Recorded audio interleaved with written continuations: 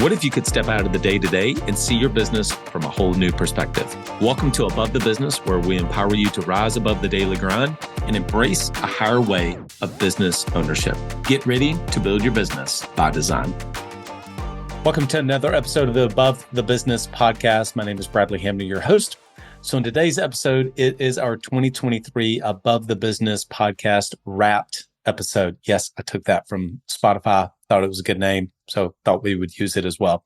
This is our top 10, some of the best episodes from 2023. You're going to hear from Damon West, Troy Korsgaden, Jack Wiley, Cameron Herold, Coach P, Walker Deibel, Allan, Andrew Filar, Alex Shattuck, and Mike Michalowicz. And these are some of the best clips that we got from this past year.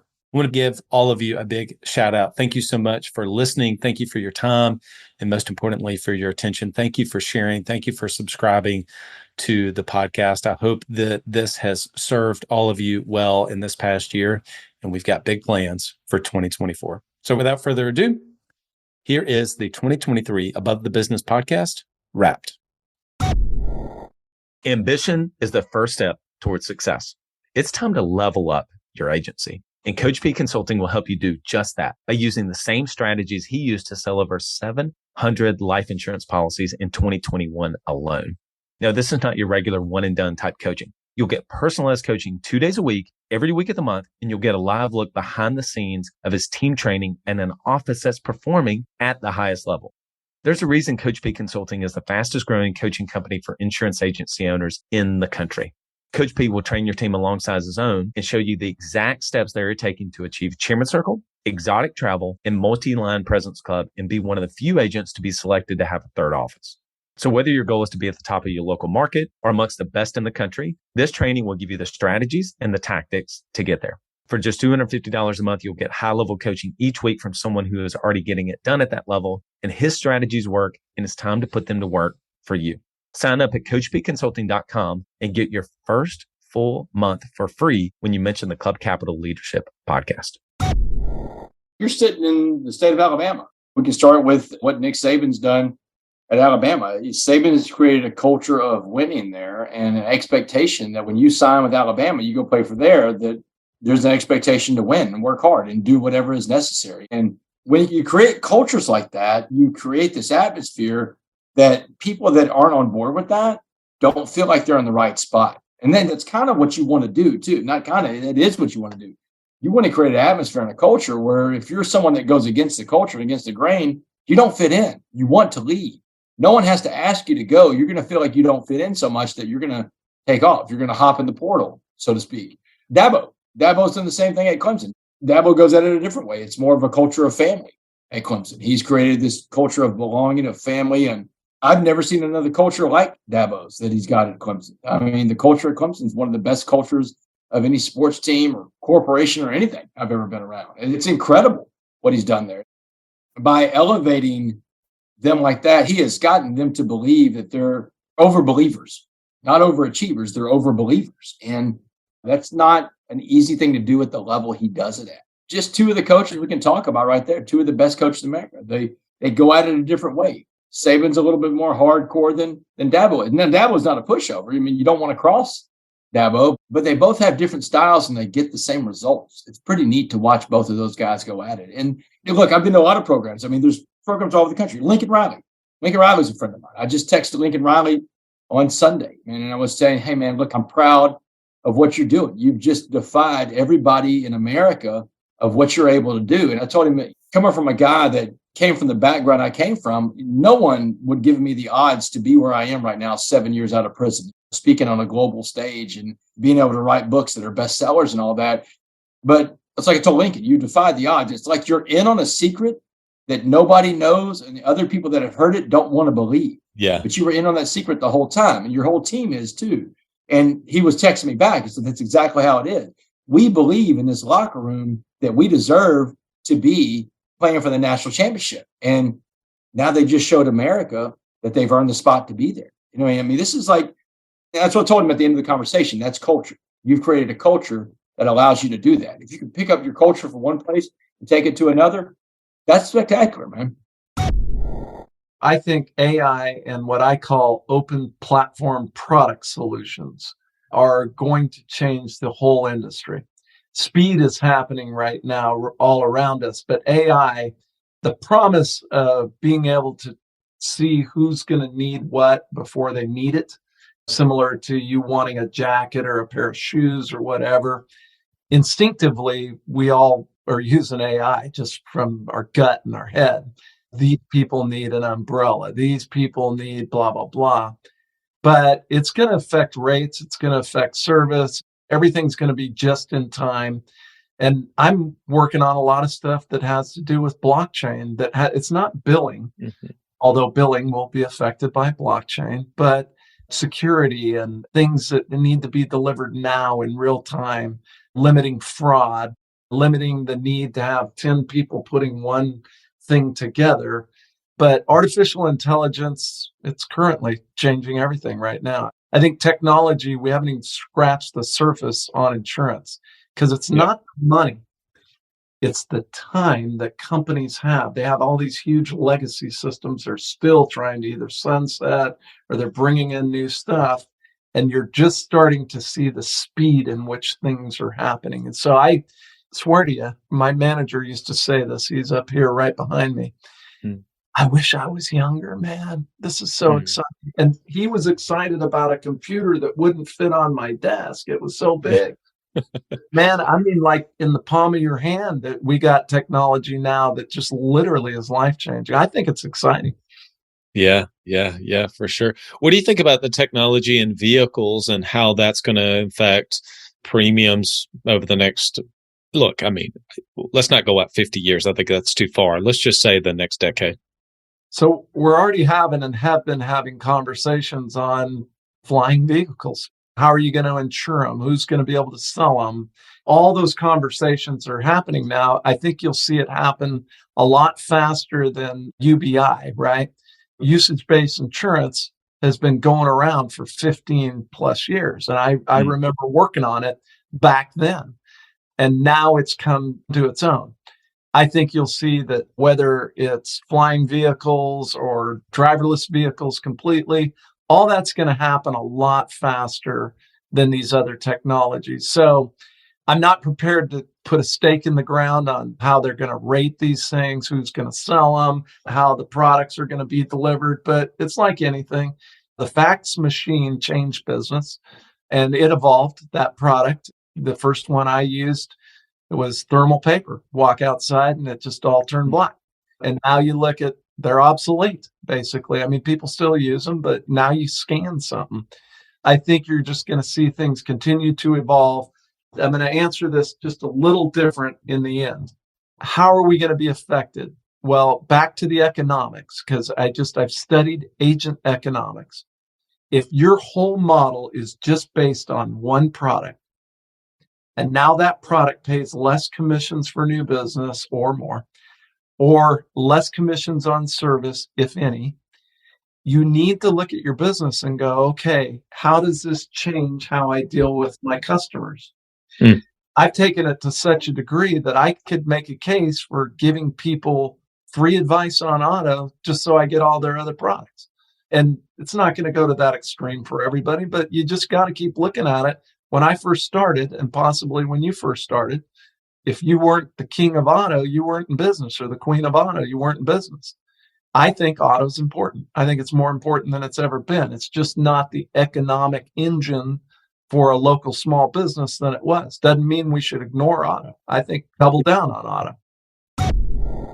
First of all, let's just recognize that these 8 attributes were distilled from multiple years of data collection from a representative sample of employees in 27 countries around the world. We surveyed 80,000 employees, got their input in answer to this question: what is the most important thing I want from my immediate boss? So this wasn't really a theory that I came up with on my own. I mean, we did the research, we did the work, but all of the data is based on what employees told us. So this is really the employee voice indicating what they want in a manager. So if we look at it that way, it boils down to these 8 attributes. Number 1, that my manager will show support and understanding. In other words, they're going to be accessible, they're going to be helpful, they're going to be considerate, and they're going to be good listeners. Number two, that my boss will treat me with dignity and respect. And so what that means is I want to work for a boss who presumes that I'm coming to the job in order to do a good work and to make a contribution. They're a boss who's going to invite me to be involved in decision making where possible. And they're going to be concerned about my welfare, both physically and psychologically. So if we think about those two behaviors, those are behaviors that really contribute to the quality of the relationship between the boss and the subordinate. Number three, though, we get into some different kinds of behaviors. The third behavior would really be communicating clear performance expectations. This is about defining what success looks like. It's really about making sure that priorities are established and that the manager is providing the employee with useful feedback, helpful feedback on how they can do even a better job. That's followed by the behavior of providing recognition. Recognition is psychological appreciation. Pat on the back, attaboy, attagirl. Thank you for the contributions you're making. It's not about pocketbook. It's really about the heart and showing appreciation for what people bring to the job. And then finally, the fifth behavior is rewarding performance contributions. This is basically the reason people come to work, right? For most of us who aren't independently wealthy, we come to work for the purposes of getting a paycheck. But the idea here is that I want to be rewarded fairly for the contributions I'm making. That shows up in the paycheck, but it also shows up in training and development opportunities. Employees were equally emphatic that they wanted their boss to help them create a career path, help them develop new skills, support them in training and development opportunities. That is perceived as a form of reward. But those last three behaviors, communicating clear performance expectations, providing recognition, and rewarding performance contributions are really about building employee performance. Now, the sixth attribute is problem-solving decision-making. And you, Bradley, you might say, well, that sounds like a behavior to me. And in fact, you would be right. But in the data, what employees said was, I don't merely want my boss to solve problems and make decisions. I want them to be good at it. I want them to kind of clear the deck, remove obstacles to the performance of work, make decisions in a timely way, think through the downstream consequences of the decisions so that there's not a blowback to the decisions. And so they really want their bosses to be good at problem solving and decision making and to invite them in to that process when that's possible. Then the last two attributes represent what I call values. Values are personal standards of conduct. And what employees said was that they want their boss to be fair and just. So in other words, they're going to be consistent, they're going to be equitable, they're not going to play favorites, they're going to show the same flexibility to all. And so there's a sense of being fair. And then the final attribute is similar to it. It's kind of the other side of the coin, so to speak, that they be honest and trustworthy, that they're forthright in their communication, they say what they mean what they say, they walk with a sense of integrity, basically would be defined as doing what you say you're going to do, and they're credible. They protect confidential information, they don't undermine others, they're honest, and they're trustworthy. These are the 8 attributes of the employee-centric manager. So this simply defines from the viewpoint of employees what they most want in their immediate boss. So one distinct difference I'll give you with what they talk about in traction and in riding shock or rocket fuel, they talk about the integrator or the second in command as being the tiebreaker in decision making. I vehemently disagree with that. To truly scale a company, you can't have a tiebreaker. You need to have someone who's good at building consensus, someone who's getting good at the team to argue and debate and discuss and throw ideas against the wall, and then at the end of the day come to a decision that they all agree with. That's a much stronger skill set than just saying, okay, 3 say this, 3 say that. I'm making the decision. This is the way we go.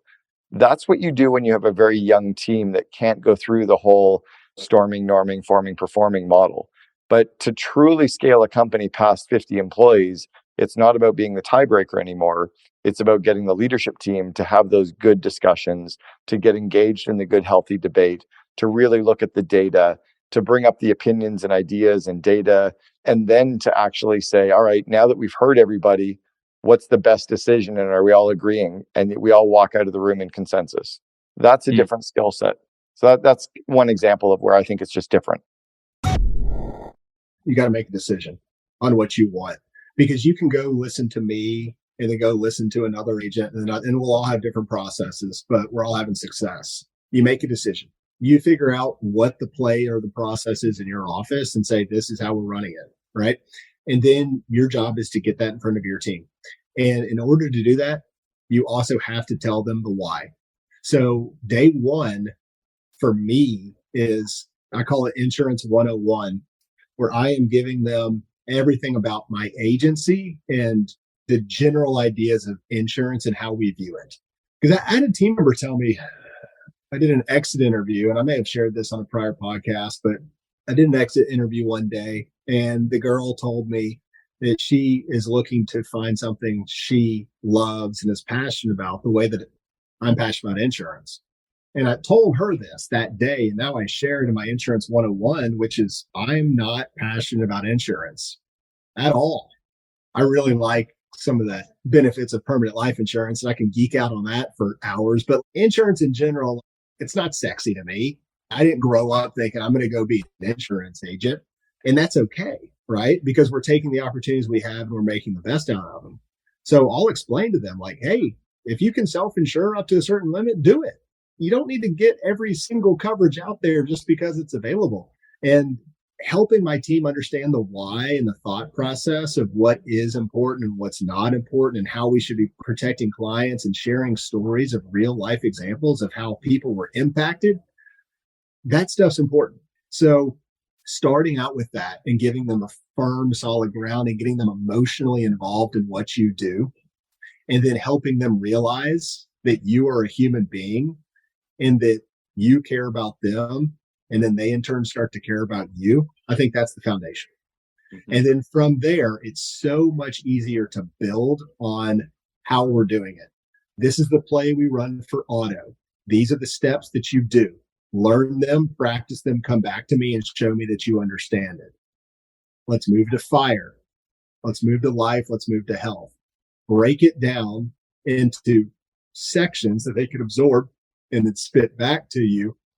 And then if that's regimented, we can do that for a few weeks. And I truly believe no matter what your position is, you can take off a little bit of time to do this. You can spend 2 weeks on onboarding and boot camps and then come back and put out fires. Do I need to call back some escalated clients and do it at 6 o'clock at night when everyone goes home? Fine. If you're the service person in the office, you can go handle those things later. Your main priority has got to be developing your team. So take the sacrifice of knocking it out in a few weeks, do some pre-planning, and come back and do the other stuff later. As a business owner, you know the importance of being able to set goals, track your progress, and see the results. Well, that's exactly what our partners at TodayApp Pro have been able to build just for you. TodayApp is corporate approved. It allows you to track activities, build custom word tracks. It allows you to calculate all your commissions and your bonus structures in a seamless fashion, and it integrates perfectly with your company CRM. TodayApp is truly the best office software to manage all of the day-to-day in one place. It can even manage your employees' time, track production, have a leaderboard with metrics, and has custom reporting. Visit TodayAppPro.com, TodayAppPro.com, and schedule a demo and let them know you heard about them on the Club Capital Leadership Podcast. Are you an agency owner looking to grow your revenue, increase your bottom line, and better manage your taxes? Club Capital is here to help. Club Capital is the largest accounting and advisory firm for insurance agents in the country, providing monthly accounting, tax strategy, and CFO services. Way more than bookkeeping and your everyday run-of-the-mill tax prep, Club Capital is focused on providing financial and tax advisory services that help you plan and forecast your agency's performance. Their financial dashboards and agency forecasting tools help you better understand your agency's historical performance, create and measure future targets, and see how your agency compares to your peers around the country. Imagine what it would be like to understand the impact to your bottom line when deciding to hire a new employee, or forecast the impact rate changes or commission rates will have on your business. With over $200 million in tracked annual revenue and $140 million in tracked annual expenses, Club Capital has the data and the team to help you make better informed decisions for your agency. They will help you turn that back office stress into the backbone of your agency's success by giving you the tools to take your agency and your leadership to the next level. Visit club.capital today to book a solution overview with one of our business consultants. Club Capital, way more than a CPA firm. The way that I define platform is different. I call it sort of like platform and acquisition entrepreneurship, right? Mm-hmm. Versus platform for what private equity would call a platform, which would be the first acquisition of a planned roll-up.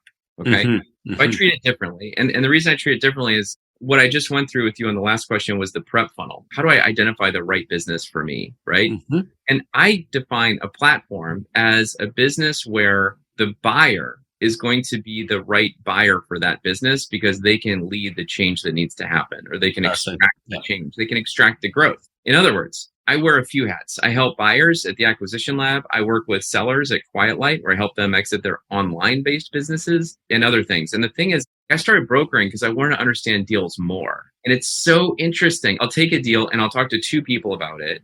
And this happens every deal. One of them is like, oh my God, I can't believe this is it. Am I going to be able to get it? And I'll talk to the other person and they'll be like, it's better than a warm piece of crap, but not much. And it's the same business. Yeah. Yeah. And it's literally one person can't bring anything to the table where the other can. Yeah. And so the thing is that when you are looking for a business, trust me, I've tried. There's not much you can do to actually bring that business to you closer in time other than education and preparation. I promise you that. Okay. Because it's all here. It's all here. And understanding what you're looking at, right? And you kind of have to do some reps. You need to understand the valuation. You understand what you're looking for. You need to look at some deals just for academically, and then get past that analysis paralysis and be comfortable taking that leap of faith that inevitably comes. Probably the two most common is, number one is target market. So a lot of people, if they're a butcher, baker, candlestick maker, an insurance person, an accountant, a lawyer, whatever, when we say, who's your target market? They're like, everyone, right? Everyone needs insurance. Everyone needs a lawyer. Everyone needs a doctor. And that's coming from a good place. It's like, we're entrepreneurs. We want to help as many people as we possibly can.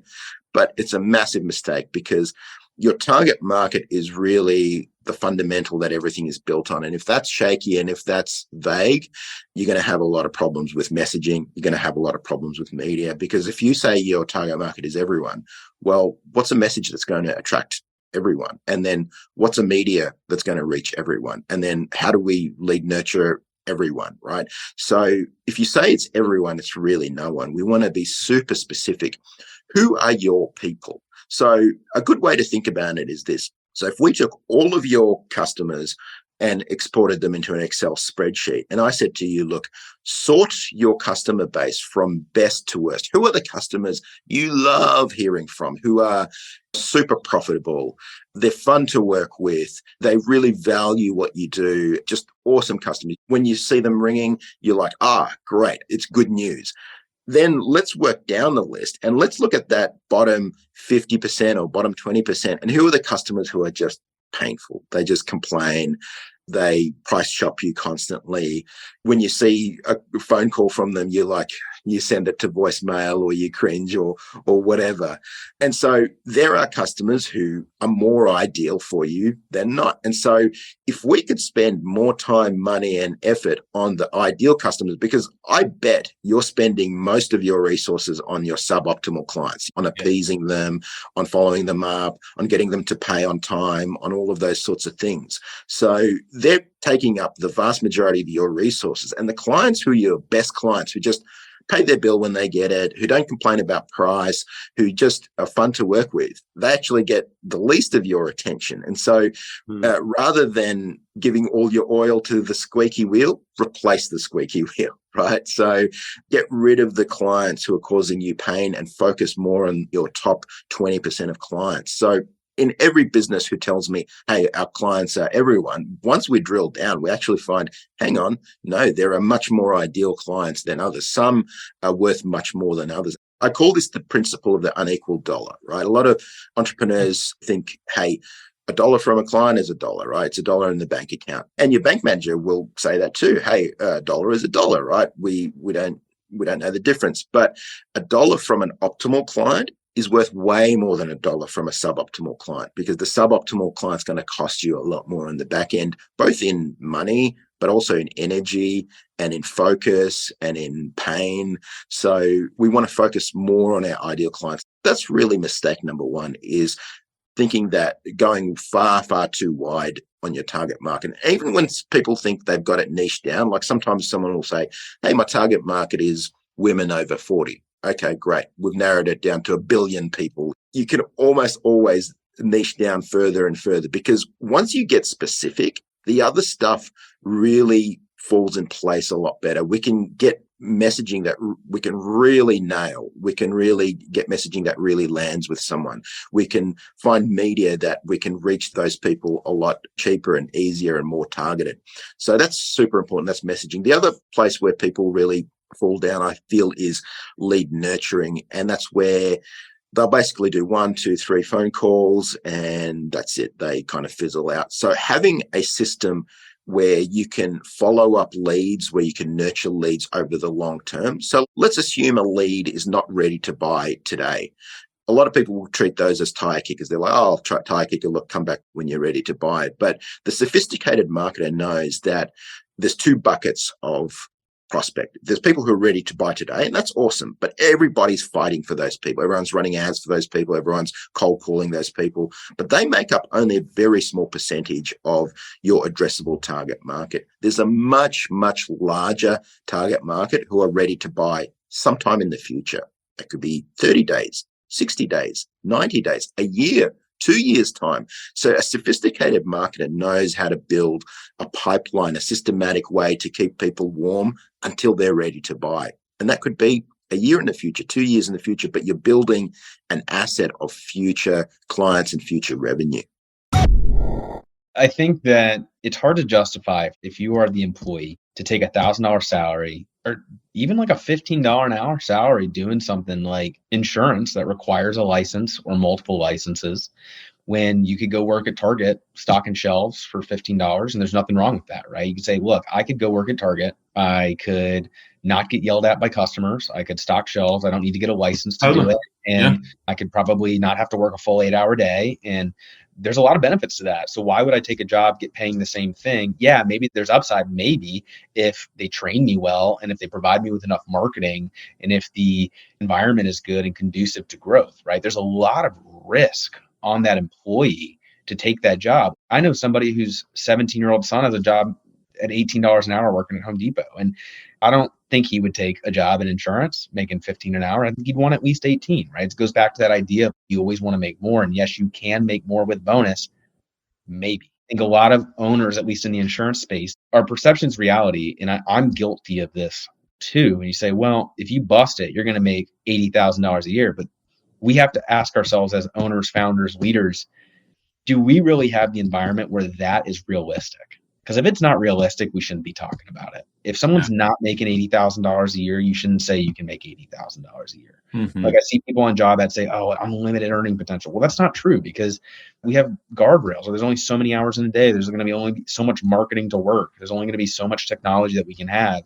And a person in an agency who has to manually dial a phone down a list of landlines, gets no support, no training, is going to perform very differently than somebody who has the best CRM with AI-powered phone and high-quality leads who are actively shopping and the training to overcome objections and close those deals. It's going to be a very different type of journey for that employee.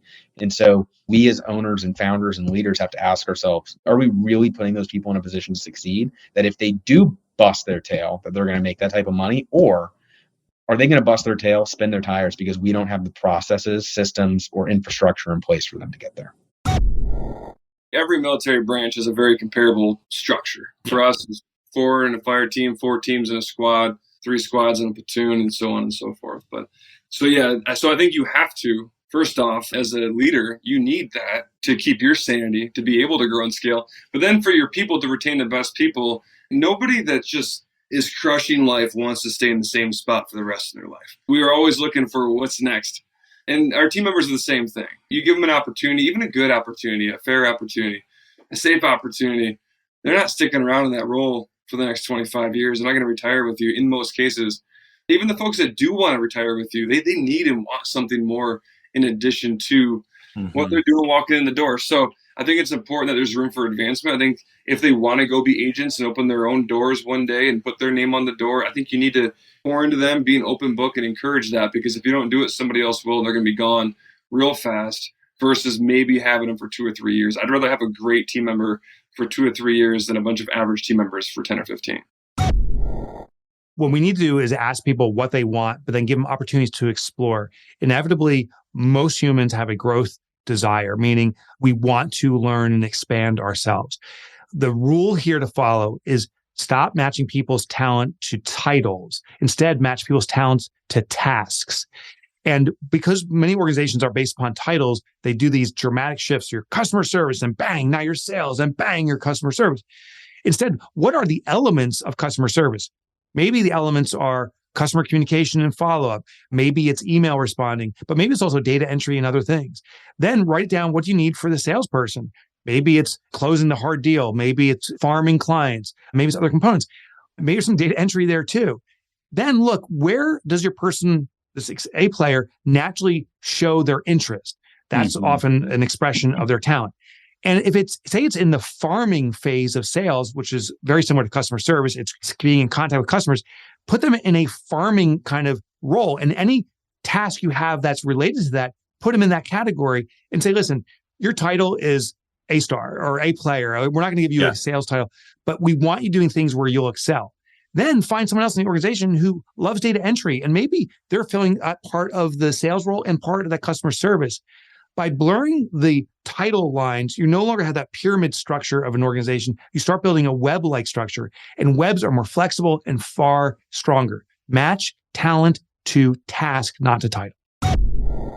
Well, I guess unintended, that's a wrap. I appreciate all of you. Thank you for sharing. Thank you for listening. I hope this podcast has continued to serve you personally, as well as your business. Until next episode, and until 2024. Lead well.